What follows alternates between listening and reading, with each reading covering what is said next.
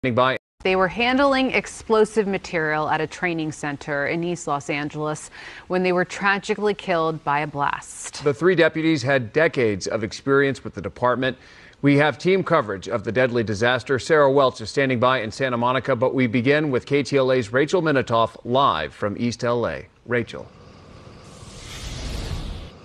John Court, in total, all three deputies had a combined 74 years of service. Sheriff Luna says he's not sharing their names right now because there are still family members who haven't yet been notified. He described them, though, as elite deputies who worked within a specialized unit.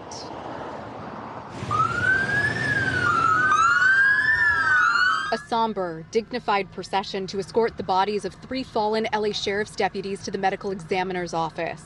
Their colleagues and friends lined up to salute their 19, 22, and 33 years of service, respectively, calling them smart and bright, exceptionally well-trained, and adept at their craft. This is, unfortunately, the largest loss of life for us as the L.A. County Sheriff's Department since 1857. Sheriff Robert Luna becoming emotional when talking about three sworn officers killed during an early morning explosion Friday. He says he's in the process of meeting with their families. You can imagine those were extremely challenging conversations. The deputies were a part of an arson explosives detail and were working at a training facility in East L.A. Confirm that's related to an explosion. Investigators officially secured the area around 11:30 a.m. and are not able to say what kind of work the deputies were doing at the time of detonation or what kind of explosives they were tending to. There's a lot more that we don't know than what we do know. Law enforcement sources tell KTLA that deputies may have been in the process of moving an unexploded ordnance when it detonated. These guys were doing work that they routinely do. This, I think, highlights the dangerous nature of this profession, how much danger is in so many aspects of what we do. No other department members were injured. LA County Supervisor Catherine Barger says all signs point to a tragic accident. I'm going to wait for the investigation because I think it's important for us to understand what happened. But each and every day, they put on a uniform, and you never know. The explosion prompting agencies at all levels to respond. Governor Gavin Newsom writes online that he's offered full state assistance. Attorney General Pam Bondi also writing on socials, our federal agents are at the scene and we are working to learn more. I can say wholeheartedly these are some of our best and brightest deputies. Deputy Jason Zabala has known two of the three deputies for the better part of 20 years. He says they were smart and bright, were very well trained and accustomed to doing this kind of dangerous work on the regular. You do this job for a reason. You don't really think about it day to day until something like this happens, and then you realize how dangerous it really is. I know our families go through that. I know my family goes through that probably every day. Sheriff Luna says the scene has been cleared and there's currently no threat to the public. We're live in East L.A. tonight. I'm Rachel Minitoff. I'll send it back to you in the studio. Rachel, thank you. Reaction is pouring in over today's tragedy. Congresswoman Judy Chu, who represents the district where this happened, posting on X, in part, quote, "I am heartbroken by the tragic news of the explosion at the LASD training facility. My deepest condolences go out to the families, friends, and fellow law enforcement officers mourning this unimaginable loss." And Congressman Jimmy Gomez, who represents part of East L.A., wrote in part, quote, "My team and I are monitoring the situation at the LASD training facility where an explosion claimed the lives of some deputies.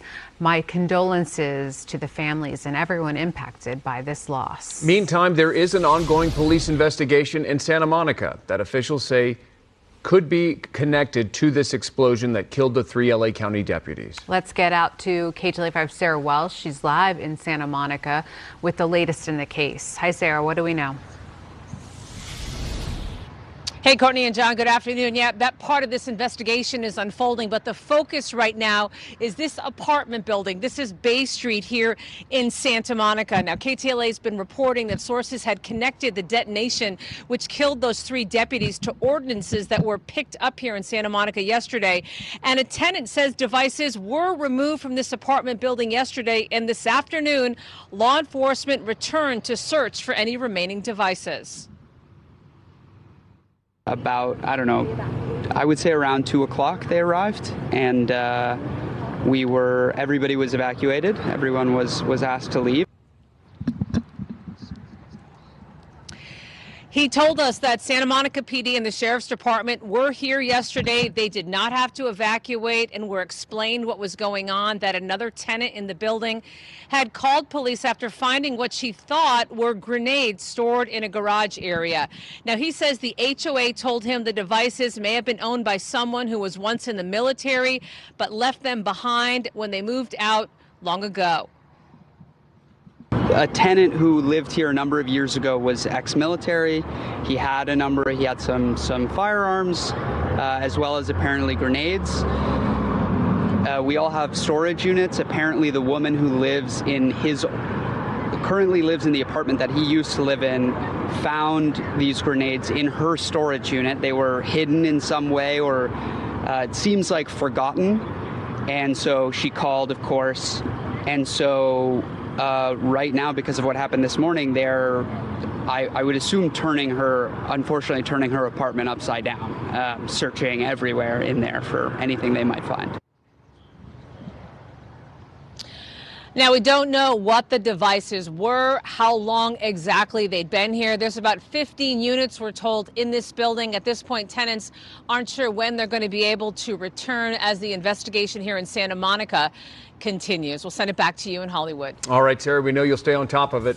And stay with KTLA 5 for live team coverage of the deadly explosion and the fallen deputies. We will bring you updates as we get them, as well as reaction. And for the latest anytime, go to KTLA.com or our free KTLA 5 app.